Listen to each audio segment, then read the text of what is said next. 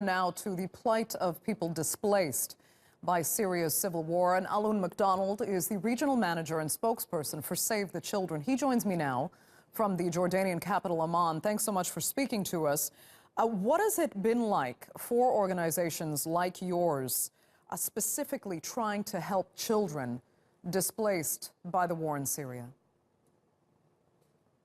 Well, with the latest escalation in Idlib, we're really struggling at the moment to keep pace with the scale of the crisis. This is one of the biggest displacement crises that we've seen in years in Syria. We're seeing thousands of children fleeing every day at the moment to escape the bombing and the fighting.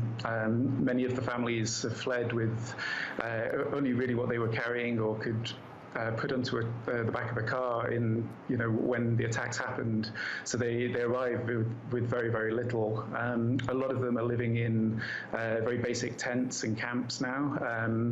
But the weather is a huge challenge at the moment in that part of Syria. It's extremely cold. Just last night there was major storms with torrential rain, very strong winds. Many of the tents in some of the places where we're working blew down. Some of the camps were flooded. So the situation there for children is absolutely desperate.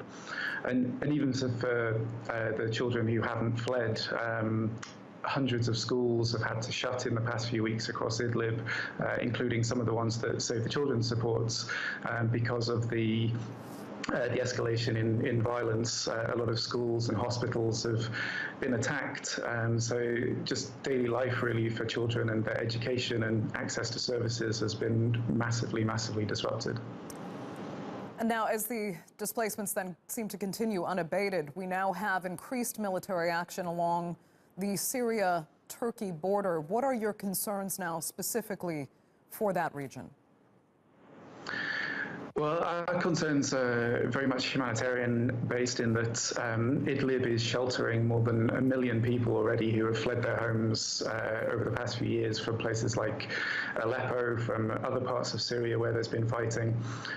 Many of these people are living in basic conditions, and the services are extremely overstretched. We've seen numerous attacks on schools and hospitals and so on, so those that are still functioning are very much overcrowded. There's not enough services to go around. So we're very worried about the potential for more people being displaced as the military offensive increases and moves deeper into parts of Idlib and the surrounding areas. So we would call on all parties to the conflict to really make sure that civilians are not directly targeted, not impacted by the increase in fighting that we're seeing at the moment. Okay, Alun McDonald, we will leave it there. Thank you so much for that from Amman, Jordan.